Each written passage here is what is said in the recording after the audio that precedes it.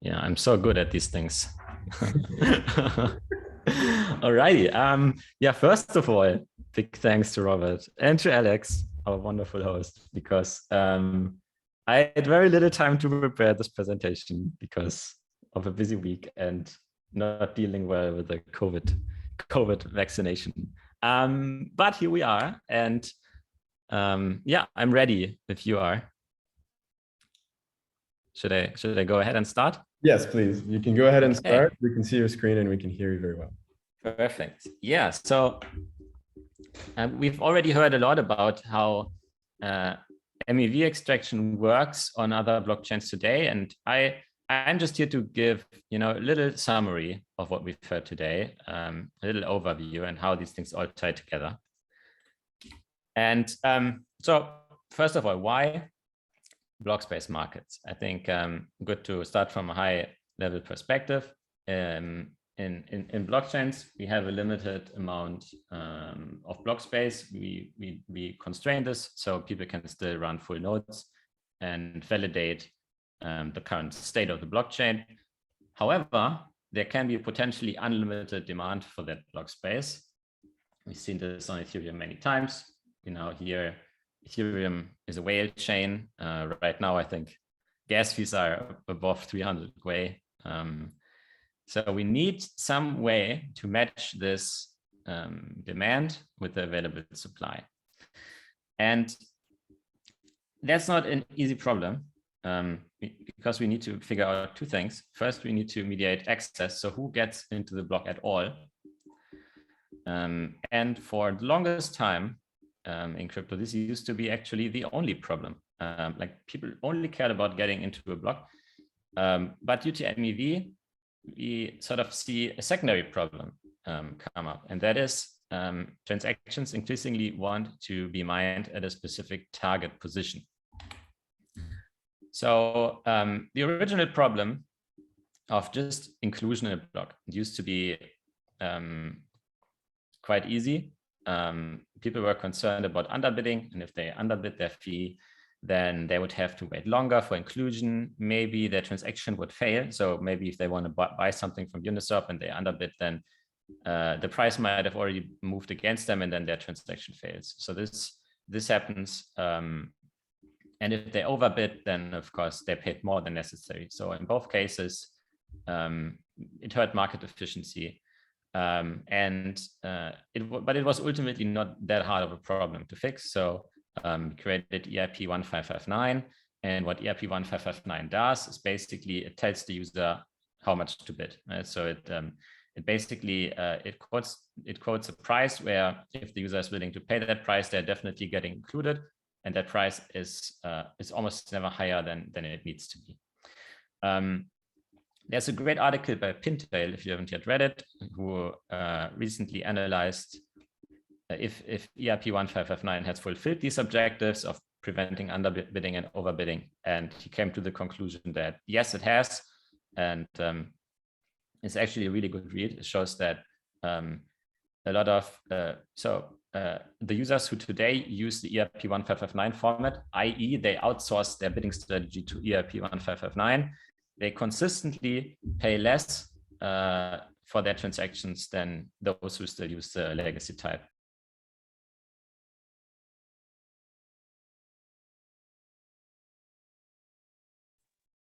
Okay, Blockspace market used to be easy, but MEV has made it hard again. Why? Because we now have the secondary problem of transactors wanting to express preferences on where exactly they want their transaction to be included. And MEV is a really big economic force, right? So we see this is an absolute minimum amount on MEV that has been extracted. It's just like an extremely defensive gas by Flashbots, but as we can see here, even $800 million since 2020. And this is a substantial part of miner revenue. So as a miner, you can't not care about MEV, right? So, and not just as a miner. So this is just a huge honeypot that attracts a lot of searchers and financial firms to compete for these arbitrage opportunities, liquidations, etc. As a result, unfortunately, of this MEV extraction, there we have seen some negative externalities that have arisen. So in the short term, we have seen like more, and this is actually not very logical the way. So this this should actually come before. So we can see that the choice of the market mechanism, it informs a certain MEV market structure. And we will go into like a bunch of MEV market structures or market mechanisms soon and see the results. And these market structures, they lead to certain negative externalities. And these can include ones that are quite short-term in nature. So for example, if you have a market mechanism that allows for very finely grained expression of where you want your transaction to be mined, then the result is that you can, it leads to, for example, much more MEV extraction period, right? So, and users might care about this specifically because it could lead to more sandwich attacks, more front running, more exploitation of NFT drops, etc. So this is very problematic. But if there's no way to express your preference, then it might lead to a lot of wasted block space, because if you have $800 million of MEV on the table, then it's, searchers and miners are going to use some way to extract that money. So it's just a matter of, of how and what are the negative externalities of their approach. And in the long run, we have to be very concerned about concentration in both the block producer and the block builder set. So for example, if miners start to extract all of the MEV themselves, then this massively raises the barrier to entry to be a miner, and really hurts the decentralization of the blockchain, to the point where there might only be one miner who can compete because they have the dominant MEV strategy and they are all proprietary in nature. But equally, you can have a really decentralized block producer set, but there's one searcher, for example, one financial firm that sends their blocks to all the miners, and that firm is so much better than everybody else that they basically, even if they started censoring some users over others, they would still not, that would still be so profitable that people cannot do anything against it, right? So miners don't really have a choice to switch to a different producer who doesn't censor. So it's actually really important that the market for mining and the market for searching, that they both stay reasonably competitive. So we know we want to minimize these negative externalities. Question, how? And the answer is via backward deduction. So we go from these negative externalities, we see how they arise from certain MEV market structures, and these tend to be the result of specific choice of the MEV market mechanism. And in the wild, we have seen a bunch of different of those, and we had some time to study them. So on Ethereum, for the longest time, we used to have transparent batched auctions, also called PGAs, priority gas auctions. Today, most MEV extraction has moved from PGAs to sealed bit batched auctions that happen in the Flashbots relay. We have seen some chains, for example, Arbitrum, experiment with first come, first serve approaches. So they have a single sequencer, and the sequencer processes transactions in the order that they have first seen it, right? And then finally, another popular approach is that of randomization. So you collect orders, you batch them, same as in PGA, but then you randomize them once. I think a chain that does this might be, I'm not actually sure if any chain does this right now in the wild. I know it's on Near's roadmap. I think it's on Osmosis' roadmap. But this is definitely like an approach that has been known for a long time, and we can understand the dynamics that it would create. So we will go through some examples now of how the market mechanism informs the dominant MEV strategy and creating the following negative externalities. So Ethereum used to have a PGA. PGA means that basically all of the bidding, both for inclusion, but also for the position in the block, tended to happen inside the public mempool. And priority was simply mediated via the gas price. That's why they used to call it the priority gas auction. So if you wanted, for example, to be on top of the block, then you just paid a very high gas price, because miners would sort all of the transactions by gas price. They had this very simple sorting algorithm, basically. And if you saw a transaction and you wanted to front run the transaction, then you looked at the gas price of that transaction and you just bid very slightly more. Okay, so you would be inserted right before, etc. And for back running, you used to like slightly underbid and so on. But the problem here was that the bids of, like, as everybody saw each other's bids, there was a very big incentive to just constantly update your bid. So you would this caused a lot of strain on the P2P layer and the mempool, and it was a game where, as a searcher, as an MEV extractor, you needed very good latency and you needed a very good view of the transaction pool, so you always knew when you had been outbid. So it was a game very much of speed. And what it led to was a lot of failed transactions, because even though searchers knew when they were outbid and they could sort of replace their transaction with one that paid very little gas, still this did not work all the time in practice. And so about, I think for some time, more than 5% of Blockspace was actually filled with failed transactions in Ethereum. So this was not great. It also, because of the high unreliability in extracting MEV, it created a significant incentive for vertical integration. So vertical integration means that the producer owns all layers of the supply chain. So and the supply chain in mining is basically the order of transactions in the block, right? So a miner might. So if you look at Flashbots today, then you basically have the opposite of vertical integration, and you have division of labor, where miners receive at least part of their block ordering from a specialized marketplace that tells them which MEV transactions to include, right? And this is sort of public for all the miners. But this is not the standard outcome, like the guaranteed outcome, right? So this is something that you have to actively work towards. And in PGA, because of the high unreliability of MEV extraction, basically there was a big incentive for miners to just start extracting MEV themselves.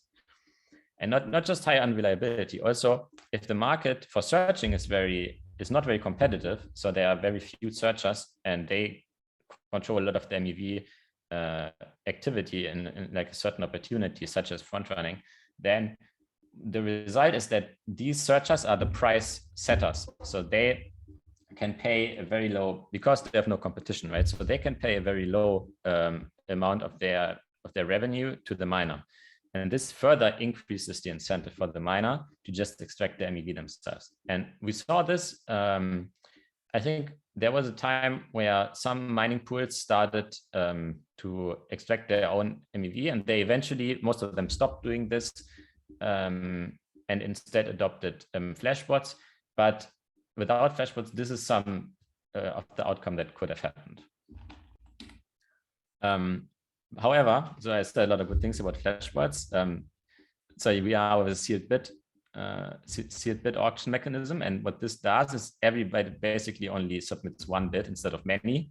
So your incentive now, because you can update your bid, is just to bid the highest that you're willing to bid, which is very good for the miner. And instead of competing on latency, now all of a sudden the searchers are competing on gas efficiency. So they want to create or finish their arbitrage opportunity or their MEV transaction with as little gas as possible. And this is great for users, right? Because it frees up a lot of block space on the chain. However, there is one negative externality here as well, which is simply that because it is now so easy to express preference on your transaction and say exactly where you want to be mined in the chain, that this leads to more MEV extraction, period. And this has some negative externality on the users who suffer from more sandwich attacks. So another example, how much time do we have left, by the way? That would be quite. You have another 10 minutes or so, maybe a little. Oh, okay, that's perfect. That's perfect. We want to leave like 15 to 20 minutes for question, and it's 37. So let's say 8 minutes. Okay. So another example here is BSC, Binance Smart Chain. So Binance Smart Chain is very similar to Ethereum. It also has public mempool. Basically, yeah, it just has like a lot bigger block size and shorter block time. So I think block time on BSC is around 5 seconds, and the block size is, I don't know how big, but really big. So it's a chain that has very low fees and it has a very concentrated validator set. I think it has 11 validators who are all owned by Binance, Binance and friends. And what this leads to is it also PGA, because there is no, so you can, how you can think of sort of the Flashbots mechanism is almost like a side channel that exists on like next to the public mempool, where you can express your preferences about where you want to get mined. And this happens in an environment where this is performed with very few negative externalities. So, but BSC still doesn't have such a system. So what instead happens is pretty much the same that we saw on Ethereum. However, with even sort of less bidding, it's just more spam. So I think Robert, he made a good tweet the other day about a block in Ethereum. No, about a block in BSC that had, I think on average, a block on BSC has between like 1.5K and 2K transactions in it. And that particular block had around 1,000 transactions that were all competing for the same arbitrage opportunity. So, and only one of them was able to fill it. And all of the other 1,000 transactions failed and actually like wasted more than half of that entire block, right? So, so that's a clear negative externality, because these searchers, they are going to fight for this arbitrage opportunity because it exists, but they basically pay. They compete in an auction and they pay sort of with failed transactions, right? But this is not actually borne.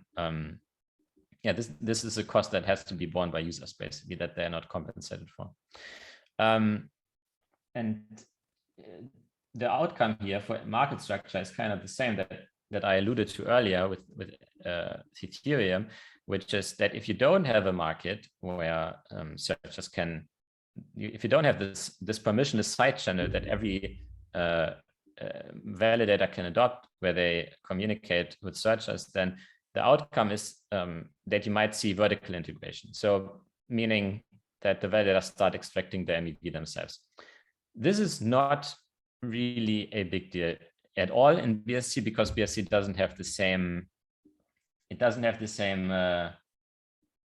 agenda in terms of decentralization, right? So they don't claim to be as decentralized as Ethereum. They know, of course, that they have a concentrated validator set, and this is not a big problem. And so this can actually be fine in this case. However, the way it's a block space, I would say that is still an issue, especially when the network, can get really overloaded at some points. We briefly touched on Arbitrum. Arbitrum as a single sequencer, they use first come, first serve. And so what happens here if a bunch of searchers see the same, for example, arbitrage opportunity? So someone traded on a DEX, and then the state of the DEX on Arbitrum is different from the state of the exchange on Binance, and so they want to perform an arbitrage opportunity. So in this case, we still know that they will do everything that they can in order to satisfy this opportunity. However, we know like definitely that they will just try to spam as hard as possible, but mostly I would say it's a game of latency. So they want the optimal network location and like the closest proximity to wherever that Arbitrum sequencer is. And if sort of trading on traditional exchanges and high frequency trading is any guide, then I think the end game for all of these, for all of these things where you have a single sequencer and they sort basically by latency, then the final outcome is always a massive incentive towards co-location. So that means basically you being in the same room with the sequencer, and the sequencer can sell these co-location spots. So on the one hand, this again leads to wasted block space, but on the other hand, very high barriers to entry, both in the market for sequencing. So if Arbitrum ever wants to decentralize the sequencer, then sequencers might have an incentive, to offer such co-location services. And this might not be available to everyone, but also to searchers, right? So if you don't have access to very high latency or to co-location, then this might be, this basically is very bad for the searcher market. And finally, the randomized batch auction. Here the case is actually quite clear. So you have 100 transactions in a block, and you're going to get randomized, and you have two ways. Either you fill up as much of the block as you can with that transaction that you must get mined, or you coordinate with the miner to just ignore transactions that would in any way be competitive with you, right? So the dominant MEV strategy here is just censorship. So excluding some transactions that might pay a sufficient fee, but would reduce the probability that your MEV transaction would succeed. And this once again, especially the spamming, it leads to wasted block space, and the censorship. There is an incentive here again for vertical integration, because it's actually very hard for searchers to extract MEV here in this scheme without spamming. So I think this leads to concentration in the block producer block builder set as well. And well, the takeaway is kind of, show me the incentive and I will show you the outcome. It's if you build a certain market structure, then this market structure better adheres to the realities of the market, which is that there is MEV on the table of a certain value, and so searchers and miners both will do whatever they can in order to extract this MEV. And if your market structure doesn't consider that, and in many cases it doesn't, that was the point of like the second or third slide, because in the past our market structures, our blockchain market mechanisms only really cared about inclusion and like dealing with inclusion well, but not dealing with the exact position in the block very well. Then you get extraction strategies and MEV market structures that create a lot of unforeseen negative externalities. And here's sort of a great example of that, because right now, we have this climate crisis, but at the same time, a lot of airplanes are sort of, basically forced to do these unnecessary flights because otherwise they would lose their landing spots in airports. And this is one of the most extreme examples of, just bad market design driving extreme negative externalities. So takeaways, I summarized it here for you, the dominant MEV strategy and these market mechanisms. And takeaway, we touched on this. MEV is inevitable. So the marketplace, as a marketplace designer, you should think very hard about the long-term consequences of your design choices, and build mechanisms that adhere to the realities of the market, not an utopia where MEV doesn't exist. And app designers, don't rely on marketplace designers alone, because we have seen actually in the last year some big innovations on the application layer. To give just two examples, MakerDAO's Liquidations 2.0, instead of having a fixed amount a fixed reward for liquidators. You have a reverse Dutch auction. So the amount that you get for liquidating, it starts from 0 and then it goes up every block. So you get liquidated at the best possible price and the lowest possible MEV. And second, Uniswap v3, because it allows market makers to concentrate their liquidity around a certain price point. It has greatly reduced the price impact of many trades that users have, and thereby greatly sort of reducing the amount of sandwich attacks that happen. So so this is really, really positive both. So so I think mostly you know, the responsibility to protect the users from MEV still lies at the application layer. And so, you know, don't we hear a lot about, you know, chains that protect the users from MEV, but in reality is that MEV will find a way, just with very negative externalities on the users. Thank you. All right. Awesome. Thank you, Hasu. That was great.